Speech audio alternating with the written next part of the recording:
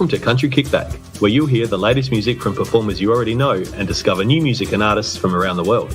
If you have an artist you'd like us to chat with, reach out to the team at countrykickback.com, or you can watch our live videos and more by following us on social media and YouTube. Here is your host, Danni Shaw, with the latest from Country Kickback.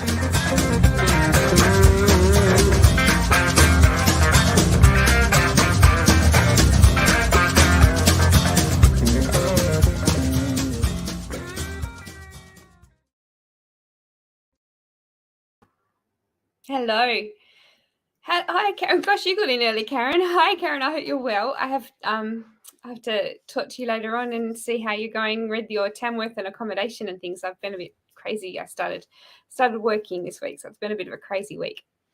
Sorry, we're a few minutes late. We had a few issues with the sound, and as you can see, the camera's still not perfect yet. I'm still trying to work out because you've got to be a little bit brighter with technology than I am to figure this out, and I need a second person. So over the weekend I'll have someone come in and we're going to fiddle with it till we get it in the right position. And it was much better a few minutes ago, but my chair has gone down, so clearly I need to get back on the exercise bike because it's not holding me up anymore. It is 30 years old, so it's probably time for a new chair. We've got two shows for you tonight. We've got Danni Phegan right now. We're going to introduce him into the room in a moment, and we've got Brenda McMahon shortly after at about 7 o'clock, but we might be a couple of minutes behind, so hang in there. We're still there. We're still coming. And we have another show for you on Saturday with Morgan Johnson from Nashville as well, and we'll probably do some lives. We've got some private shows in Launceston this weekend that we're going to be around, so if I can get internet while I'm there, I'll do a couple of lives as well for you. I'm going to welcome Danni into the room. Hey, Danni. Hello. It's so good to finally have you on the show. It's so easy to remember your name too. Yeah, just a bit different, eh? Different spelling when we're very similar, yes. There's lots of people already popping in, and I didn't get a chance to tell you, but they can ask questions if they want to know something, or they can say hello, and I can pop them on the screen for you. So there's Tegan. Are you still in Albury, Tegan? Is that where you're based at the moment still? Because I think that's where Tegan lives, and Karen has jumped on and said hello, and she said hello to you as well. So there's people everywhere. Hey, I'm excited. I took my Isuzu truck over there and I put on, can someone pick me up and take me across the river? Tegan saved me. Thanks, Tegan. Oh, really? Yep. There you go. It's a small world. It is such a small world in this industry. Every time I have an artist that I haven't had on before, I see somebody else popping in. You think, oh, I know that person, and we're such a spread out community, but such a small one as well. We just know each other. It's lovely. You're never properly broken down while Facebook's around, as long as you've got internet. That's right. And as long as you've got sound. Yeah. We had a few sound issues tonight, but we made it. I've been looking forward to having you on the show well before you went on The Voice, because I've seen you around for a long time now, and I love your vocals and what you do. I think it's just such a great Australian sound and lots of fun. But we kind of have a bit of a tradition when I have an artist that hasn't been on the show before, that we just sort of go back over their history of why country music, why they're doing what they're doing now, and how you got to here. How old were you when you started, and what made you go down the music path? Music wasn't really in the family. Dad was one of 9, and they started with nothing, and he never went on with piano lessons, but Pa was happy for him to quit because they couldn't really afford them. So he made me and my two sisters start piano. Oh, yeah, that was cool. And I don't know, Danni, I just, I guess to start with, it was about the only chance a skinny fella like me had a chance of getting any female attention. Be on stage. So I kept it up through school, and then pretty quickly I worked out you could make a quid out of it too. So I just started gigging 2 or 3 nights a week from when I was about 16 years old. Wow. And I never actually really had any guitar lessons or singing. I've never had any singing lessons either. And I just sort of found an avenue to make some money when I was a kid, and I was pretty driven through my 20s and 30s. We knew what we wanted. And Carol and I got together when we were at school, and we wanted our own farm, and you just sort of have to work at it. And music just was a good avenue. It was paying when the farm wasn't sometimes, And yes, I've got music. Yeah. And isn't it funny, because you were saying it was paying when the farm wasn't, then we've had COVID, so you've been lucky you've had the farm to go fall back on as well. You've helped yourself in both of the difficult times. Both careers have sort of run parallel with each other, you know. Like I've never really given music all my attention because yes, I didn't want to throw my effort after that, because I never rated myself. I still don't, you know. Like I really appreciate what music's done for me, but I didn't want to put all my eggs in the basket. And funny as you say, music was saving the day back in the day, you know, when we owed a heap of money on the front, trying to expand, and we're in a little bit better place now to suffer the consequences of COVID. Yes. And those times where the focus shifted away from music again and back to farming, because agriculture, of course, has been going pretty well. Yes. I never really had a stab at the industry, you know. Like, I've played 2 or 3 nights a week for nearly 30 years, and it was only 4 or 5 years ago I thought, I just don't die wondering, you know. I'll give the industry a crack and put an album out, and I'd written a few songs, and I never rated myself as any songwriter either, and I actually struggled to do it. And a fella said to me one day, he said, "Danny, just put pen to paper." He said, "You might write 100 songs and only one will be any good." And I thought, well, write rate's a bit better than that. I've only written 11 and they're all on the album. That's great. And it was just that you sort of almost fell into the industry by the sound of it. It just sort of happened. Mate, look, I did Tamworth and stuff in my early 20s, and I went up there and I looked at it, and I just marvelled that I couldn't work it out, you know. Like, some of the best singers were still busking on Peel Street, and I thought, I don't know, crack this. And I was just happy being paid, to be honest. Like, bar is not too bad. And so I was happy to do that, but I just wanted to tick a box, and I thought, you know, well, I'll put an album out, and I was lucky enough that it went to #1 on the charts. And I, with the stop-start of COVID, I was nearly going to hang up the boot. I had a great career, you know, and I've been in some great bands. I've got a great bunch of mates, and I've just had such a wonderful, I'm only 46, it's not over, but I've just had a wonderful life, you know, that I can spend all weekend playing music and making people happy and be on the road with the band. And I still get to come home to Caroline and the kids on the farm through the week. And I thought, maybe it doesn't get any better than that. And I nearly hung up the boots, but the voice journey just got me really fired up to do something with music. And I'm really grateful that I did, because this song's really working hard for me at the minute. What was your reason originally for jumping on The Voice? Just I'll just give it a crack while it's here, or? It's funny you should ask that, because The Voice were interviewing me before I did the blinds and said, "Why did you want to do The Voice?" I said, "I didn't. You asked me to." And they said, "Different answer for that." But no, we didn't. They scouted me. I wondered if they'd done that. I thought they might have approached you. That's really good.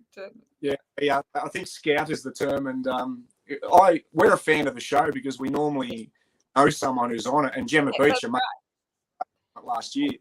Yeah. And email, I actually knocked them back to start with. I said, "No, look, I haven't got a voice alone that'll turn chairs." I've always thought that my strength in country music, and I don't take this for granted, is that I'm very fortunate that I live a lifestyle that a lot of artists can only sing about. I can, you know, I ride horses, we've got a farm, and I've always thought it's kind of that backstory that gets me a lot of stages and not just my voice. And I thought I made myself up to fail on this show, and I slept on. And then I thought, bugger it, why would you take yourself so worried about not turning chairs? I'll go and do it for a life adventure and see what happens. And I'm really glad I did. Yeah, absolutely. And you did do a great job. And I remember when you walked out for that first audition and you had the dad T-shirt on, and I was sitting there watching you, and I'm like, that spells dad. And then Keith actually said to everybody, I thought, well, that's good. People will actually know. I thought that was fantastic. And but yeah, you turned 3 chairs. You didn't just turn 1, you turned 3 chairs. And that's not easy to do. So that was amazing in itself. And then to keep going through to where you got and enjoy it. It just was amazing. The whole thing was just very positive. And when I answered the question from The Voice sincerely, when I thought about it and I asked, why did you do The Voice? Or why was I asked to audition for it? I said, well, as far as I can see, it's the only show of its type that doesn't make a flog out of its failures. Yeah, I've got Caroline and I have 6 kids, and I didn't want to embarrass them on the playground and get up there and get on their B-reel and be made a fool of. But I feel like I'm waving a flag for The Voice, and it's, for me, it's done and it's packed away and it's finished now, and it was great. But I do have to say it was a really warm and encouraging environment, and they genuinely look after you. They really want you to do well. And I loved it. It was one of the best things I've ever done. It was great. And that's really good to know too, because other people that are, auditioning now, ready for the next one and the one after that, it's good to know that when people go down that route, they are looking after you. You're not going to be taken for granted, and whatever happens, it's going to be a positive experience, and just give it a go. 100%. And even the ones who don't turn a chair, I mean, there's so many screening processes. I mean, there's 6 months interviews and auditions before you even go to, and then you're not guaranteed lines, and then you're not guaranteed to turn a chair. So there's so many screening processes on the way through to look after you and make sure that you're going to be okay. Yeah. And if you don't turn a chair, and I honestly didn't think I was, because although I was on the first episode, I actually sang on the last afternoon, and all their spots were nearly full. Yeah. Nervous walking out there, but even if you don't turn a chair, they look after you, and you get to do a song with Keith, or they come and put your arm. They do something to make you feel good about the experience. Yeah. I reckon. I think it sounds like a fantastic experience, and it's really good for you to say that too, because, industry, we might know that you've got to do so much work before you're actually even on that show the very first time. But for people watching it, they don't realize that. And I think, the people that are there, you're hearing a different level, because they've been screened, they've gone through they can handle it, or no, we really think you should give it another year, keep trying, and then come back on. And that just shows that they are caring about how they feel and what they're doing. And looking after them.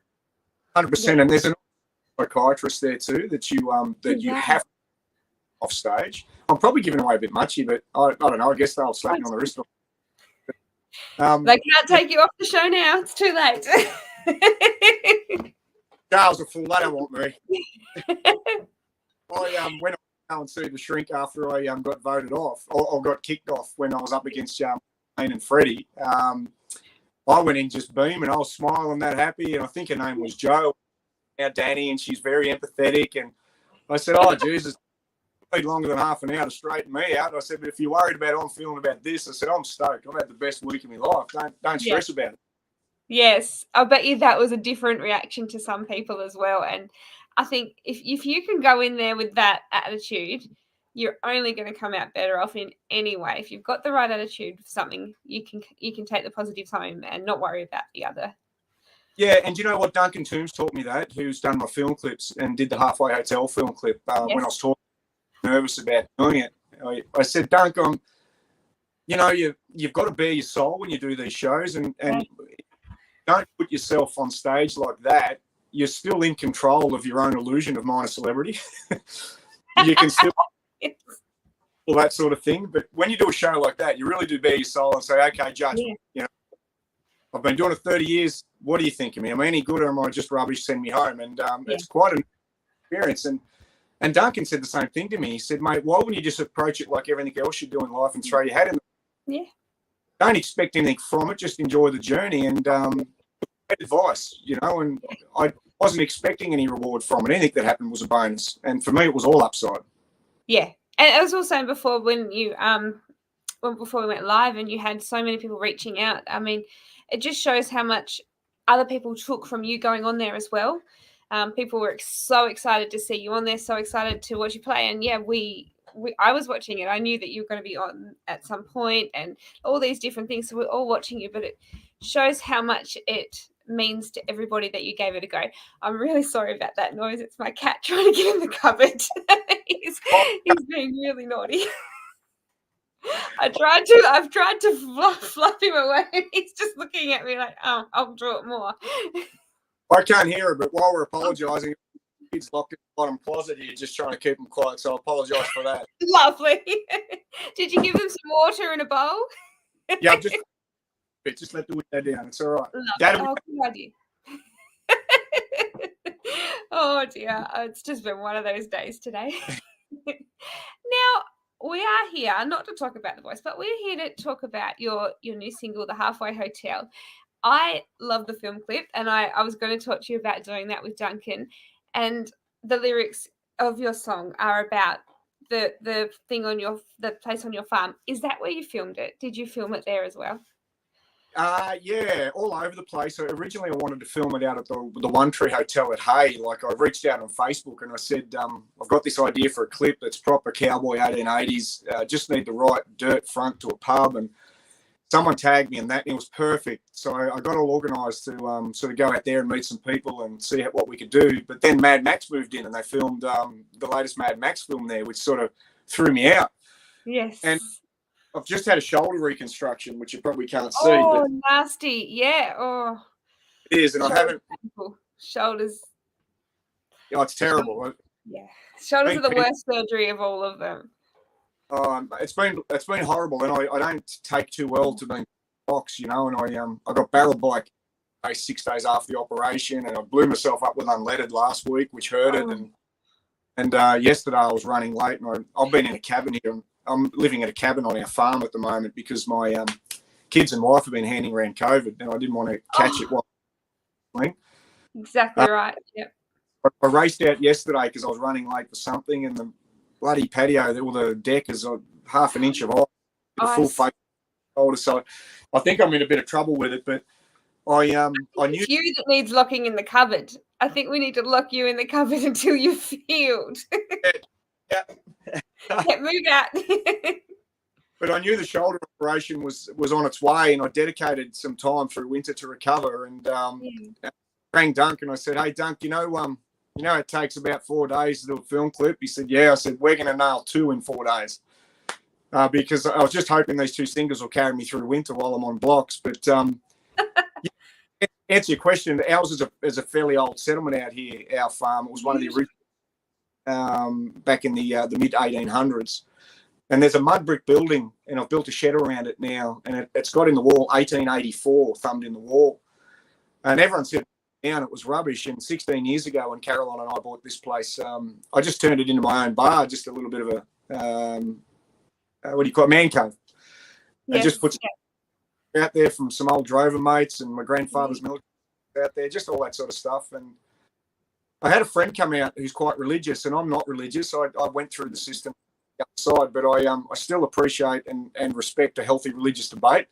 Yes. And when he came out and we're having a beer, I just can't help but get into a bit of a poke, and he pokes back, you know. And I always say to him, you know, Daz, as long as you're preaching love and not hate, I couldn't care less what you believe in, you know. It blows your hair back. Exactly right. He said, "I love having a beer at your bar because it doesn't matter what walk of life you are, what you believe, and everybody leaves their weapons at the door, and you just enjoy each other's company, you know." And I just started to write this song, and it sort of poured out of me in about 20 minutes, and that never happens to me. I paint over songs for years sometimes, and I just love the result. It's a song you don't have to think too much about. It's just one to enjoy, and we did a fun clip with it. Yeah, and it's been hard for me too. It's going well. It's number one. Yeah, it's doing so well, and you're right. It's a fun clip, and you can just sort of enjoy it. But at the same time, when you watch the clip and you listen to the lyrics, it's also got story to it and really good points that makes people think as well. Because I know when I was watching the clip, I was sitting there going, "Oh, I'd like to go there for a drink," and that looks like it just looked like this place that you could just go there and be yourself and have fun. Yeah, too right. Well, at any time, it's always open. It's actually the half. Yes. Yeah. Yes, I saw that. Oh, I tell you what, next time I'm your way, I'll need to call in and we'll do it live from the bar.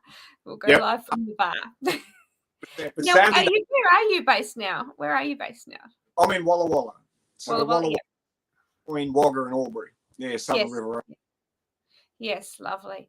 I haven't been up that way for quite a long time actually, because I'm in Tassie, so I came up around Slim Dusty's funeral. I came up for that, and then I drove back down through all that way, had a good look around on the way back home. So that was a long time ago. You mentioned Slim. That's one of the greatest regrets of my life. I did a big horse ride in 2002, 2003. I rode a horse from Darwin down the bottom of Tassie and me and some mates raised $1 million for the Cancer Council in memory of my grandfather, Herb Free, who died of cancer.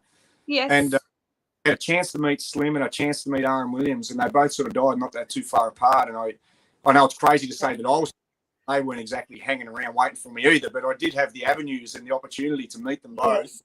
And I just didn't have opportunities, and they passed away both within other, I think, from memory. And they were very close to each other. Yes, I was actually only 17 at the time, and I'd been down to visit my cousin who'd moved to Hobart, and the family must have thought that I'll be driving, not to tell me, she'll be upset, and then my cousin thought she'll be listening to the radio, so she rang me, and I had to pull over at Epping Forest, and I thought that she was like tricking me.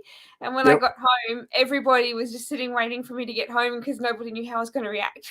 It was, once Slim was gone, because it was always, I was very lucky to have met him so many times and seen him live so many times, but the dream was always to see him in Tamworth. That was always where I wanted to watch him play. Well, you're incredibly. My grandfather half-read me really while Dad was trying to get on his feet, and my grandfather was a light horseman, a stockman, and a stock buyer for 52 years. But wow, school every day, when you're trying to impress girls and everybody else and be cool, he'd turn up in his old Valiant Regal, flogged out, playing Slim Dusty live at Wagga Wagga out. Oh yes, that's right. He did a live there, didn't he? Yeah. There you go.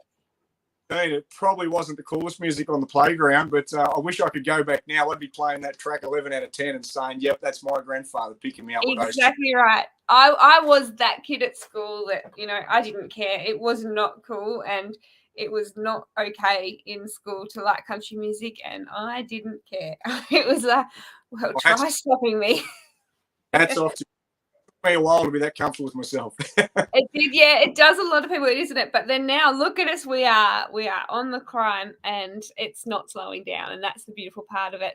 Right. And Kaz has popped in, and she said that her dad had that album, and live at Wagga Wagga. I've got a couple of copies of that, and I've got lots of messages here. I'm just trying to open them. Oh, Karen said that she loved Rita Ora, and it was a reaction to your accent. That was funny. And the experience will depend on the person's attitude. That was funny. She did actually. She's sort of looking like, what did he just say? We have such an Aussie language, don't we? That banter actually went on for a little bit longer, and it was great that they let it flow pretty well organically, really. They probably chopped me a little bit early. And she pitched quite hard for me, which was really nice, because I think Keith was a little bit disappointed how old I was when he turned around. I could see it in his face when he spun his chair around. And I thought, well, bad luck, mate. I want my missus to meet you. Look your goose now, Tiger. You're in. So you're in, yeah. I said to Rita, look, Rita, with respect, I'm struggling to understand you too, so we're probably not off to a great start. That's great. And I've missed a comment before, and I think if I've missed anybody else's, write it again so that I can pop it up. Dave Robertson said, "I love you, Nick Finnegan." The cheeky bugger. And John has popped in, and he said he didn't know country music was country music at school. It was just music. You know what? It wasn't at school when I was, but it should just be music. I know genres are important, but if I like a song, I like a song. I don't care what genre it's in, and I don't think it should matter. I mean, I did a One Direction song on The Voice. I never thought I would have done that. It's and how great was it? Yeah. But yeah, it was. Keith said to me he was going to put me outside of my comfort zone with the second one that he gave me, and I said, "Didn't I do that the first time? Can't you give me a country one this time?" But you're right. A good song is just a good song, isn't it? Yeah, exactly right. Exactly right. Now, you were telling us you've got another clip that you were filming. Have you got a plan for more singles to be released this year? Are you going to head out on the road when you're all better with your shoulder? What are you thinking? We've got a really big back end of the year. I've allowed myself August the 17th. I have to fly to Weipa to get to the bull ride up there. Right. The Weipa bull ride sort of signals a kickoff, and I just hope I don't have to get this thing done again. Especially with all your accidents. Yeah. Look, I'll still go up there and sing, but I just might not be able to play guitar. That's all. But we've back end of the year, and I've got another 2 singles to release between now and the end of September. Excellent. The next one's a bit of a it's just a bit of a funny one, really. A mate and I have been boxing sort of 3 mornings a week for 5 years. I used to do a bit of boxing here, then I got back into it later in life just for fitness. And it's funny, we'd go 10 rounds and try and take each other's heads off, and then we'd go and have a coffee. Yes. And my uncle was an Australian champion pro fighter, Johnny Gorkham. And I've grown up listening to all these hero stories of his and just these funny one-liners. And I just sat down and going 10 rounds with somebody. And it's a real, it's more than a tongue-in-cheek song. It's kind of a tongue-in-cheek song. And seeing how well the Halfway Hotel's gone, I probably should have done more of a country rock song than this next one that's going to come out next. But anyway, we had a lot of fun doing it, though. And the makeup, as long as it's fun. Sorry? I love funny songs. As long as you're having fun and enjoying it, you will be fine. Everyone will love it. I think. I mean, the makeup girls had us looking like Rocky Balboa. They did a great job. It's amazing how much they have to put into doing it, isn't it? All the different layers that they have to put on. I don't do makeup very well. Yeah, I haven't put much on tonight either. Just a little bit of foundation, lippy, but just a bit lippy, yeah. See, I went without. I just, I didn't want to outshine you. Karen, so what'd she say? My uncle Clive Stewart was an Australian boxing champions in the 50s. Oh, there you go. Uncle John in the 70s. I think he won the Australian light heavyweight title in 79. So you're a little bit later than you, Karen, yeah. And Kaz said she has it on LP. Is that I was going to say, I reckon that's a Slim Dusty album that she's talking about. You will have to come to Tassie, Kaz, and come and have a look at my collection one day. It's crazy what I've got here. I could line my whole house with album covers and posters and things from well before I was born, right up until today. My collection just seems to grow. Everyone's got LPs now. We're all releasing LPs. I think it's great. I love vinyl. I love it too, and I've got 3 record players, so I've got a lot on vinyl, and it's the best way to go. You can't beat that sound, and and it even sounds in the CD player. I found. Yes, exactly. And you know what? The other thing, I don't miss the tapes having to wind them back up when they're unturned. But the sound of a tape in the car. You can't get that sound on CD or on all of your streaming platforms. That sound, I used to love it because I'd make my own tapes and I'd wait my 3 seconds between the songs, and it was just a different sound. You know your favourite song was coming on the radio, and you're there with the 2 buttons ready to push record. So, I was there. I've got a 1959 FC Holden Ute here. Just got an old tape, like the original radio was an old Ferris radio, but there's an old tape deck in it and old crackly speakers, and I've got a Hank tape in there.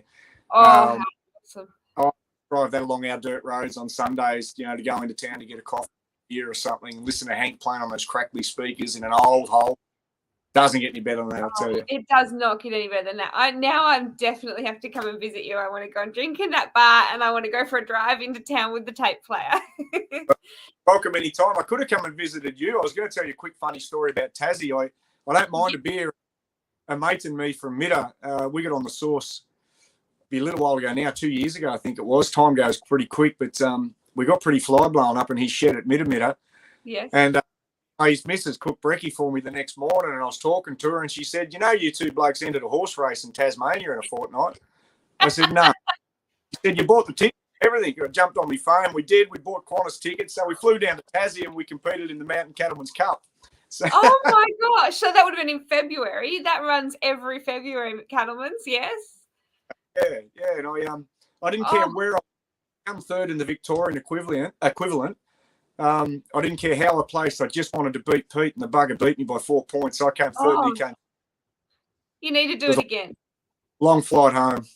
It would have been. Well, next time you come down to Enter Cattlemen's, we should get you to do the band that night after the race, after the ride. That'd be amazing.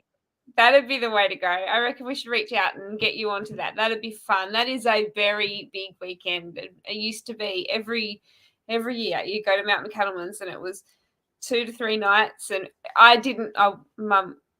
used to like horses, but Mum banned me for them after a few accidents. After the horse died in an accident, it was time to stop. She wouldn't let me back on. So I didn't ride, but I used to go there for the music and to watch all my friends do their entrance. And lots of fun. Yeah, it was the greatest weekend. It was amazing. But you're right, like all my kids ride too. My young bloke actually won the Man from Snow River this year. I was very proud of him. Wow, that is amazing. I'm Yeah. going to I didn't realize we've been talking for half an hour already, and we've got another show coming. But Yep. we would love to have you back for your next single. It would be lovely to have you on the show again. And when your arm is better, it'd be great to have you do a song for us, or maybe we can catch up there or down here and do a couple of songs. I'd love that, Danny. Yeah, and thanks for having me. And congratulations on what you've done with Country Kickback too. You've got a terrific following. Good on you. It's been lots of fun. I couldn't do it without you guys watching, so thank you so much, and thank you for joining us and braving us. We're a bit different, but we have fun over here. No, thank you guys for watching. We have got another show about to start in a few minutes, so hang in there and just if you click on the light to get a reminder as soon as we go live, it will pop up on your screen. So we'll see you very soon, guys. Thank you so much. See you, Danny.